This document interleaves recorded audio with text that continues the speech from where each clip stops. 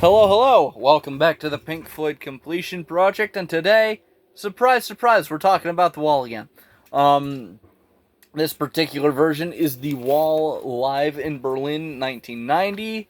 This is Roger Waters on his own. If you remember, he walked away with the creative rights to the Wall, so I don't think the Floyd, even if they wanted to, would have been able to perform the album anyway. Um,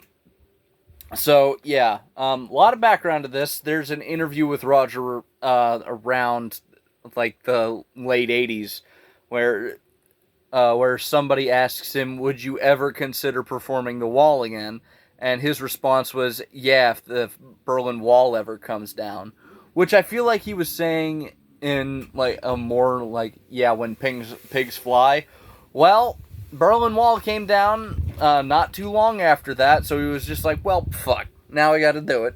So he organizes this concert with like a million guest stars, and it's, the biggest, it's, physically, I'm pretty sure it's the biggest staging of the Wall that ever happened, apart from maybe his, 2010 or 2011, 2012 revival tour of it. Um, let's get into it. In the flesh part one. This one's performed by the Scorpions, a band that I know nothing about. Um, they exit from a limo which is driven on stage. It's a great performance. Song number two, the Thin Ice. Dave's part is sung by a woman. I believe it's Ute Lemper. It could be somebody else because there's like 40 other people here, but I believe it's Ute Lemper. Um, you know, it's decent. Then Roger sings his part. It sounds like he blew his voice out slightly, but otherwise, as a performance musically, it sounds great. Brick One, Snowy White does a great job of subbing in for Dave, and then there's an added sax solo. Okay.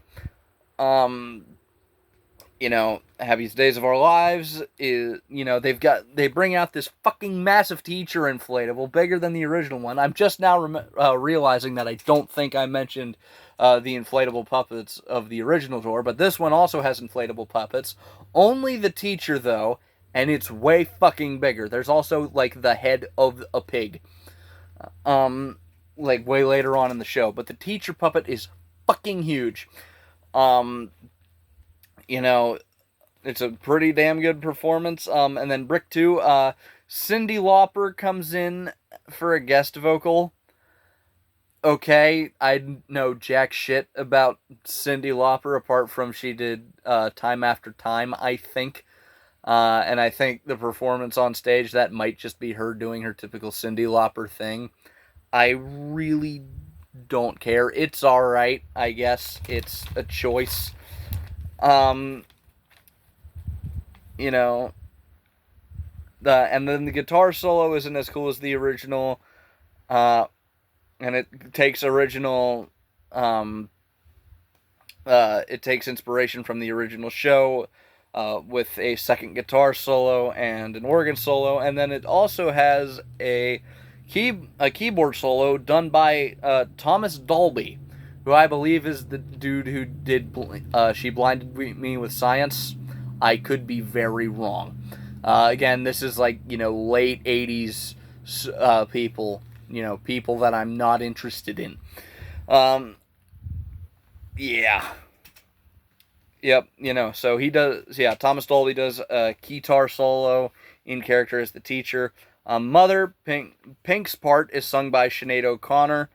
Um, and then the mother's part is sung by the band, not like Roger Waters' backing band, but the band. I know nothing about them apart from they started off as Bob Dylan's backing group. Apart from that, don't know shit. Um, so that's, yeah. I'm struggling to find what I wrote. Goodbye Blue Sky. I do not like Joni Mitchell's vocals. They kind of ruin the song because she overdoes it. And I don't like it. It sounds bad. Otherwise, it's a great performance, but it's ruined by a bad vocal performance, and it pisses me off. Empty Spaces is there. What Shall We Do Now? It's a great performance. Young Lust, this one's sung by Bryan Adams, another guy that I know nothing about apart from he's Canadian. And it sounds like, Young Lust sounds like a really, really good cover. Right? And that's, kind of a backhanded insult, or a backhanded compliment. But, One of My Turns, the woman who plays the groupie is really fucking annoying. Apart from that, it's on par with the original. It's on par with the original audibly. Visually, it's better because Roger destroys like a fake hotel room which they built into the physical wall. Again, a lot of the theatrics were upped for this, and it kind of makes up for some of the lacking performances here. I took a lot of notes on this one, by the way. One of My Turns, nothing stands out differently from the original tour. Same with Brick 3. We have a Last Few Bricks interlude. Goodbye Cruel World. Again, nothing to say. Hey You, Paul Carrick, does okay on vocals. The guitar solo is subpar. And then in the It Was Only Fantasy part of Hey You, Paul Carrick sings when he's not supposed to. He's overdoing it, and it pissed me off. Again, it takes what would have been a pretty decent performance and makes me go, I'm not listening to this, outside of the rare occasion I decide to listen to this version of the album.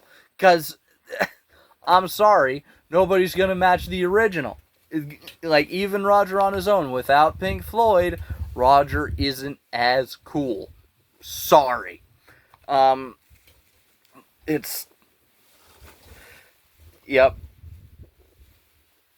And then, this is where I realized it felt like Roger wasn't on stage for, like, half the show. Like, he's not on stage for, like, the first, half of the show. Or, like, at least the first, like, third. And it's really fucking weird. He's, like, on and off. He, like, disappears. It's really weird. Is there anybody out there? Again, nothing to say. Nobody Home. It has an unneeded but welcome guitar solo. Vera, it's visually grand, audibly on par with the original live show. Bring the Boys Back Home, audibly and visually awesome. That one's pretty cool. They get like a whole ass marching band up there. And then we come to the big one, Comfortably Numb. Van Morrison subs in for Dave on vocals. It's not a bad job. And then Rick DeFonso and Snowy White cover his guitar solos. And I'm going to say it. They're not great. They're not great. Isolated, I think they're okay. This is probably the best version Roger did without Dave. But it's not great. And it takes 3 people to get even remotely close to the excellence of David Gilmour. And then there's like this unnecessary third vocal part. In the Flesh Part 2, it's on par with, this album's version of Flesh 1.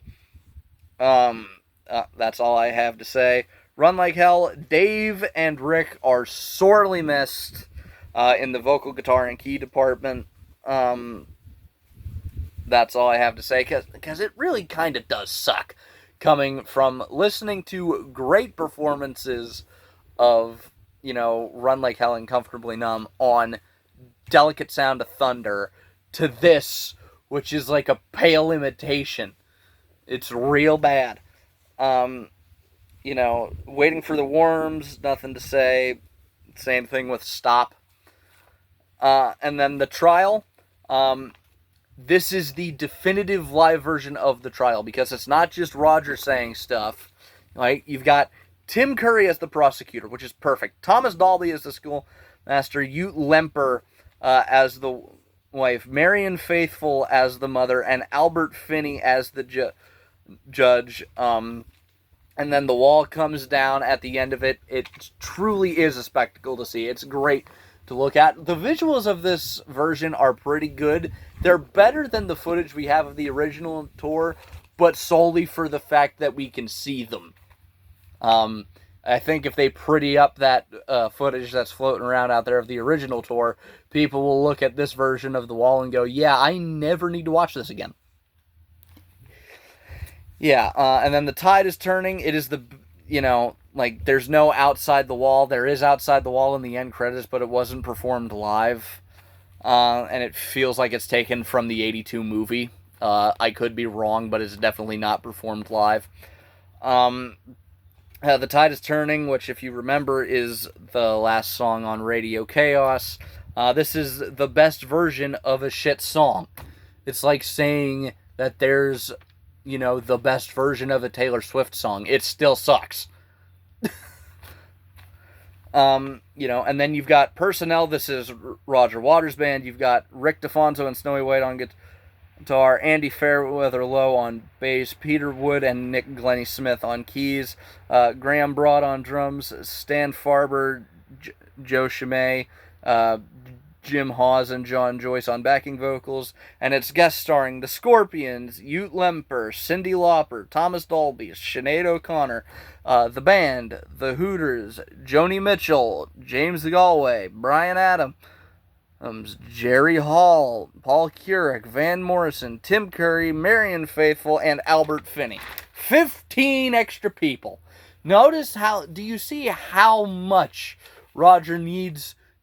how many people Roger needs to bring together to get even remotely close to a fraction of what the Floyd can do, of what the Floyd did, granted with 8 other people, but 4 of those were backup singers, and they were still playing, and the Floyd themselves were still playing the vast majority of the music. Do you see how many people Roger Waters has to bring together to get even remotely close to how awesome the Floyd could be on their own?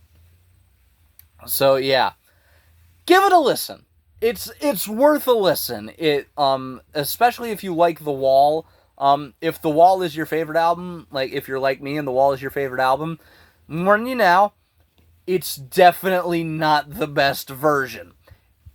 But it is the best version of the album that Roger did on his own. So there's that. There's a million guest stars, as I already said, but it's worth it. It's worth the 2 hours. So yeah, thank you all very much for watching. Next time, actually no, before that, thank you all very much for watching. This along with the failure of Roger's 2 previous tours, this album didn't do great in terms of sales. This basically prevented him from touring until 1998 or 99. And we will look at the album that documents that tour in a little bit here, not this week. I don't even think we'll get to it next week. But for now, I would like to thank you all very much for watching this video. If you enjoyed this video, please leave a like on it. If you have something to add, please do so in the comment section below. If you want to continue along this musical journey with me, please feel free to subscribe. If you want to hear me talk about something other than music, I have a podcast with 2 of my buddies. It's called Dorkies. I will link the most recent episode of that in the description below. And if you want to hear what I happen to be listening to that day, or a 15-second segment at least, you can follow me on Instagram at Sean_Heaster1979. I post a 15-second segment of a song on my story there every single day.